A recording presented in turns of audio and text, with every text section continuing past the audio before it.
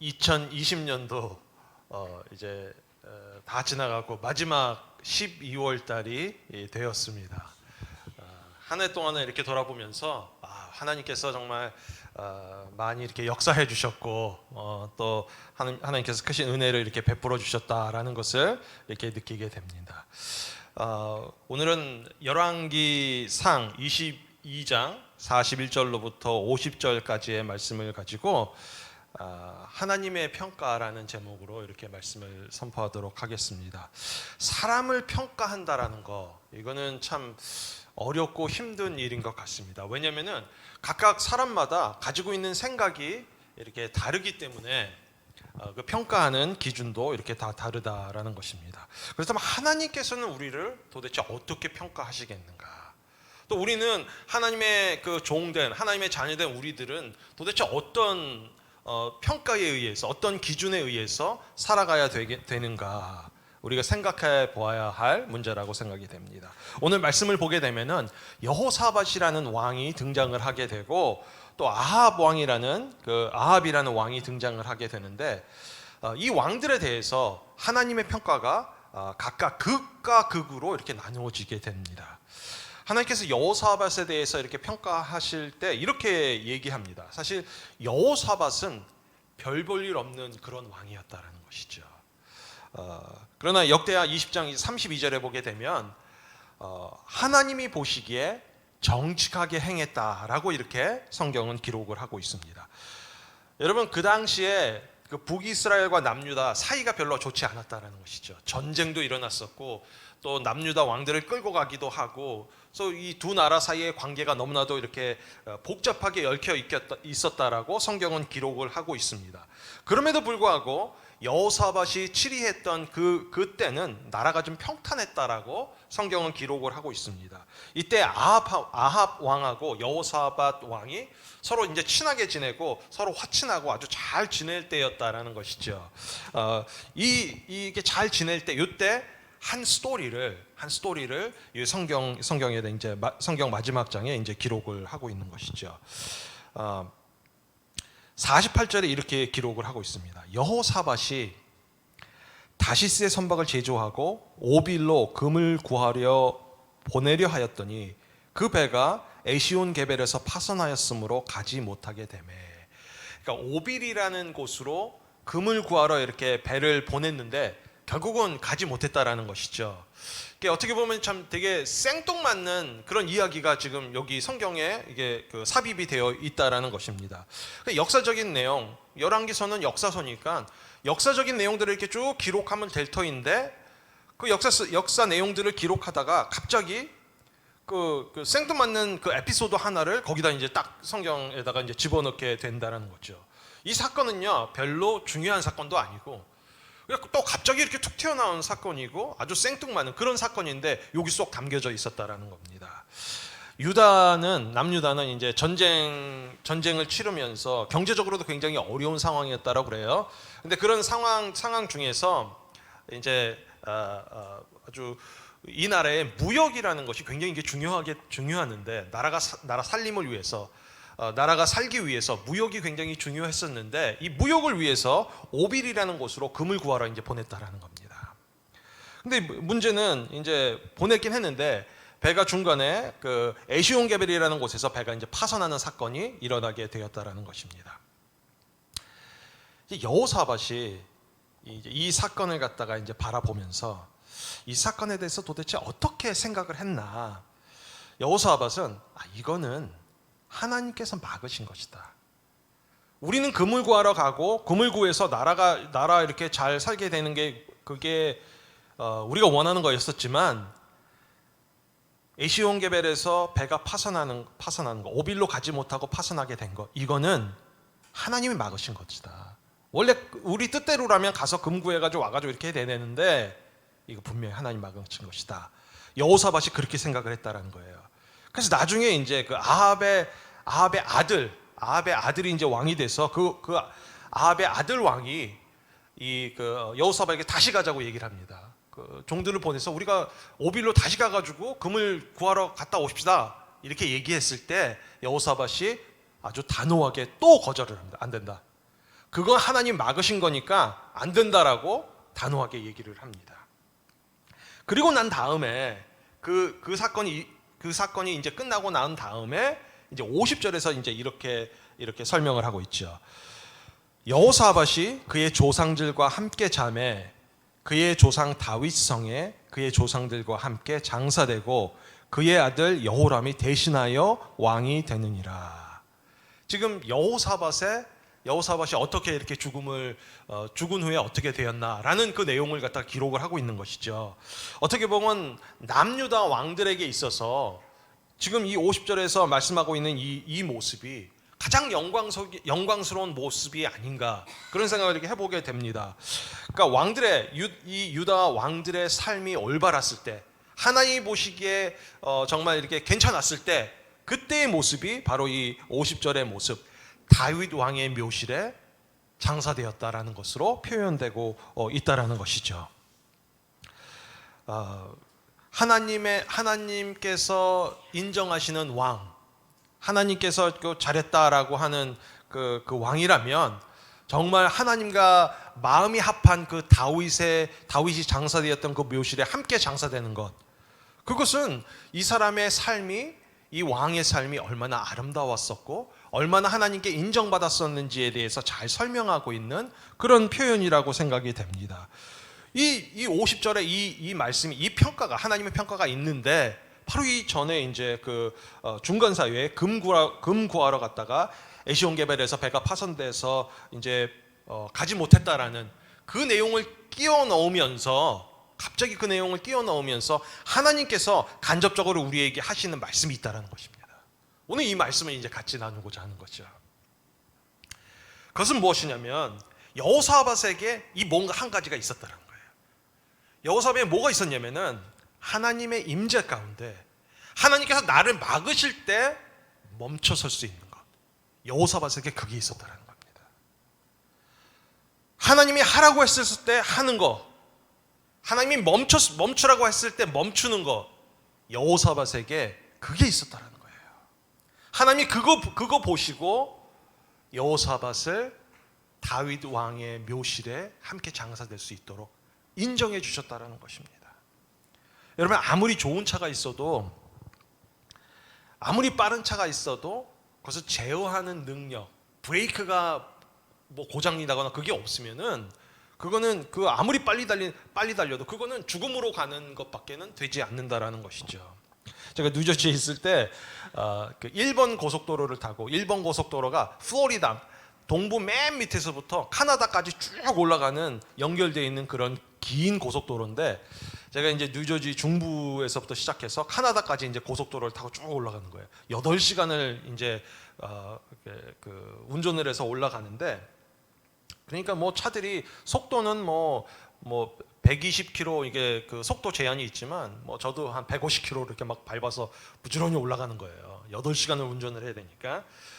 그래서 한참 이렇게 뭐 저도 속도를 내면 낸다고 하고 뭐 150 이상 밟고 이렇게 올라가고 있는데, 뒤에서 막 하이빔을 켜고 뭐 빵빵거리면서 갑자기 다가오는 차가 있다는 거죠. 차를 보니까 노란색 페라리, 굉장히 비싼 수십억 되는 그 차가 이제 빵빵거리면서 하이빔 키면서 막 올라오고 있는 거예요. 비키라는 거죠. 그러니까 거기 길 가라막지 말고. 그래서 옆으로 이제 비켰어요. 비켰더니 이 차가 아주 보니까 한 200에서 250km 이렇게 밟고 그냥 슉 달려가는 거예요. 그렇게 달려갔는데 바로 이제 앞에 경찰이 딱 이제 지키고 있으니까 갑자기 속도를 100km로 싹 줄이더라고요. 그게 순식간이에요. 순식간의 속도를 그렇게 줄였다는 거예요. 그래서 느낀 게, 좋은 차는 정말 좋은 브레이크 시스템을 갖고 있구나라는 그런 생각을 해보게 되었습니다. 여러분, 우리 인생이 언제 실패하게 되냐면 너무 잘 나갈 때 실패할 수 있다는 겁니다. 멈추지 못해서 그렇다라는 거죠. 사업하는 사람들 이렇게 얘기를 들어보게 되면은 뭐 사역도 마찬가지라고 생각이 됩니다. 이렇게 가다가는 이거 정말 위험한데, 이렇게 가다가는 정말 이렇게 망할지도 모르겠다, 이런 걸 알면서도 멈추지 못한다라는 겁니다. 우리가 알아요. 사역하면서도 우리가 알아요. 이거 해야 된다 알아요. 지금 기도해야 된다 알죠. 근데 기도 안 한다는 겁니다. 멈춰야 되는 거 압니다. 그런데 이거 빨리 멈춰야 된다. 이거 안 멈추면 큰일 난다. 알지만 그 멈추지 못하는 것. 이게 문제라는 것이죠. 여러분, 신앙의 본질이라는 것은 아는 데 있는 것이 아니다라는 겁니다. 우리가 인식하는 게 중요한 것이 아니라 그 삶을 살아가는 것이죠. 멈춰야 되는 것을 아는 데 그치는 것이 아니라 멈추는 게 그게 신앙이다라는 겁니다. 우리가 그 인생을 살아가면서 정말 엄청난 업적을 남기지 않더라도, 우리가 인생을 살아가면서 정말 위대한 어떤 뭐 그런 것들을 하지 않더라도 때로는 하나님께서 멈춰라고 할 때에 우리가 멈출 수 있는 것, 또 하라고 할 때에 그것을 담대하게 할 수 있는 것, 그게 바로 하나님의 은혜라고 생각이 됩니다. 지금 힘도 없고, 나 나이도 많이 먹었고, 지금 내가 뭐 이 나이에 뭘 하겠냐, 지금 뭐 안 될 거야. 그럼에도 불구하고 내가 가야 할 때, 하나님이 가라고 하실 때에 담대하게 가고, 하나님이 일어나라고 하셨을 때에 담대하게 일어나고, 하나님이 멈춰라고 할 때에 그거 그만해라라고 할 때에 딱 그만둘 수 있는, 그게 진짜 하나님이 주시는 은혜라는 것입니다. 여러분, 여호사밧에게는 그게 있었다라는 것이에요. 갈 때와 멈출 때를 정확하게 알고 행했다라는 것입니다. 여러분은 지금 어떠십니까? 내가 일어나야 되는 건 아는데, 내가 멈춰야 되는 건 아는데, 정말 내 안에 힘도 없고, 나이도 진짜 너무 많고, 여러분, 그때 하나님의 은혜가 필요한 것 아니겠어요? 그때 하나님의 은혜를 우리가 구해야 할 것입니다. 여러분, 여호수아 14장에 보면은 갈렙, 여러분 잘 아시지 않습니까? 갈렙의 나이가 85세예요. 85세. 갈렙이 아마 생각했을 거예요. 참, 하나님께서 이 나이까지 나에게 이렇게 85세까지 이렇게 일할 수 있도록 이렇게 건강을 주시니 참 감사하네. 근데 이게 건강을 주신 데에는 분명히 이유가 있을 것이야. 아마 갈렙이 그렇게 생각했을 거라고 생각됩니다. 그 당시 모든 사람들이 이제 가나안 땅을 이렇게 정복해야 되는데 아주 지지부진한 거예요. 거기 들어가서 하나님 차지해야 되는데 가질 못하는 거예요. 왜냐면 가나안 땅 거기 사람들을 보니까 다 거인들이에요, 거인들. 그리고 우리가 가지고 있지 않는 아주 그냥 막강한 첨단 무기들을 다 갖고 있는 거예요. 알아요, 올라가야 된다는 것. 올라가야 된다는 걸 아는데, 그냥 현실적으로 모든 사람들이 현실을 바라봤을 때 이게 두려워하고 있었다는 거죠. 다들 뒷걸음치고 있을 때에, 그때에 85세 갈렙이 나와서 얘기합니다. 여호와께서 말씀하신 이 산지를 내게 주소서. 이 산지 내게 주소서라고 갈렙이 얘기하는 거예요. 85세 갈렙이 얘기하는 거예요. 여러분, 갈렙의 신앙의 정점은, 갈렙의 신앙의 아주 최고양 픽 포인트는 이 갈렙이 젊었을 때가 아니라 갈렙의 인생의 마지막 때, 그때 불타올랐다라는 것입니다. 가야 된다는 걸 알고 있었지만 가지 못하는 그 이스라엘 백성들에게 갈렙의 이 믿음의 행동을 통해서, 이 믿음의 꿈틀거림을 통해서 하나님께서 역사를 이루어 가셨다라는 겁니다. 제가 미국에 있을 때 이제 그 맨하탄에서 노방 전도를 한 2년 정도 노방 전도를 했어요. 일주일에 이제 2번을 나가서 펜스테이션, 거기서 이제 펜스테이션에서 이제 피켓도 들고 지나가는 사람들한테 그 전도지도 전해주고, 또 이제 뭐 빈민가라든가 홈레스들 찾아가면서 전도지 주고, 뭐 가끔 피자도 사주고 음료수도 이제 사주고, 이제 그러면서 전도를 하는 거예요. 근데 그때 이제 그때가 2015년 16년 요때 만나게 된 분이 있는데, 그분이 누구냐면은 레버런 알렉스 케인이라는 백인 그 할아버지를 만났어요. 이분이 이제 65세 때 이제 예수님 영접하고 그때 회개하고 이제 하나님 자녀가 된 거죠. 근데 그 전에는 이제 어떤 사람이냐면요, 굉장히 유명한 갱단이었어요. 사람도 한 2명 죽였고, 또 뭐 전과가 16범이래요.